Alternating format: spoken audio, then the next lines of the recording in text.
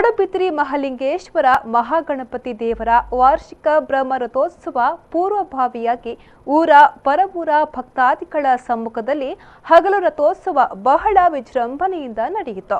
ಈ ಸಂದರ್ಭ ವಿ4ನೊಂದಿಗೆ ಮಾತನಾಡಿದ ದೇವಳದ ಮಾಜಿ ಮುಕ್ತೇಸರ ಕೇಶವ ಕೆ ಅಮೀನ್, ಕಳೆದ 14ನೇ ಮೀನ ಸಂಕ್ರಮಣದಂದು ವಾರ್ಷಿಕ ಉತ್ಸವಕ್ಕೆ ಧ್ವಜಾರೋಹಣ ನೆರವೇರಿಸುವ ಮೂಲಕ ಜಾತ್ರೆಗೆ ಚಾಲನೆ ದೊರೆತಿದೆ.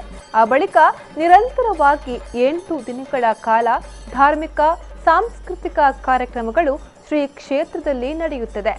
ಇಂದು ಮಧ್ಯಾಹ್ನ ಹಗಲು ರಥೋತ್ಸವ ನಡೆದಿದ್ದು, ರಾತ್ರಿ ಬ್ರಹ್ಮ ರಥೋತ್ಸವ ನಡೆಯಲಿರುವುದು. ನಾಳೆಯ ದಿನ ಸಂಜೆ ಐತಿಹಾಸಿಕ ಚೆಂಡು ಉತ್ಸವದೊಂದಿಗೆ ದೇವಳದ ವಾರ್ಷಿಕ ಉತ್ಸವಕ್ಕೆ ತೆರೆ ಬೀಳಲಿದೆ ಎಂದರು. ಮಹಾಲಿಂಗೇಶ್ವರ ಮಹಾಗಣಪತಿ ದೇವಸ್ಥಾನ ಪಡುಬಿದ್ರಿ ಇದರ ವಾರ್ಷಿಕ ರಥೋತ್ಸವವು ವರ್ಷಂಪ್ರತಿ ಮಾರ್ಚ್ 21ನೇ ತಾರೀಕಿನಂದು ಜರುಗುವುದು. ಮಾರ್ಚ್ 14ನೇ ತಾರೀಕು ಮೀನ ಸಂಕ್ರಮಣದ ದಿವಸ ಧ್ವಜಾರೋಹಣವಾಗಿ ಆನಂತರ 22ನೇ ತಾರೀಕು ಚೆಂಡು ಹಾಗೂ ದೇವರ ಅವಭೃತ ಸ್ಥಾನದೊಂದಿಗೆ ರಾತ್ರಿಗೆ ಧ್ವಜಾವರೋಹಣದ ಕಾರ್ಯಕ್ರಮವೂ ಕೂಡ ಜರುಗುವುದು. ವಿಶೇಷವಾಗಿ ನಮಗೆ ಸರ್ವಸಾಧಾರಣ 2-3 ತಿಂಗಳಿಂದ ರಂಗಪೂಜೆಯು ನಿರಂತರವಾಗಿ ದಿನನಿತ್ಯವೂ ಈ ದೇವಸ್ಥಾನದಲ್ಲಿ ಜರುಗುವುದು ಹಾಗೂ ವಿಶೇಷ ದಿನಗಳಲ್ಲಿ ಅನ್ನ ಸಂತರ್ಪಣಾ ಸೇವೆಯು ಕೂಡ ಜರುಗುವುದು.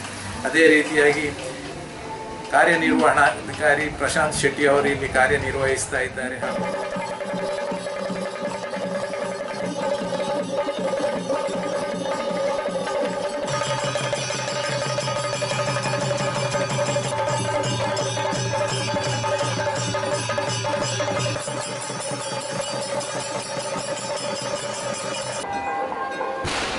ಈ ಸಂದರ್ಭ ಪ್ರಮುಖವಾಗಿ ದೇವಳದ ಆಡಳಿತಾಧಿಕಾರಿ ಪ್ರಶಾಂತ್ ಶೆಟ್ಟಿ, ಮುಕ್ತೇಸರ ರತ್ನಾಕರ್ ರಾಜ್ ಬೀಡು ಮುಂತಾದ ಪ್ರಮುಖರು ಈ ಸಂದರ್ಭದಲ್ಲಿ ಹಾಜರಿದ್ದರು.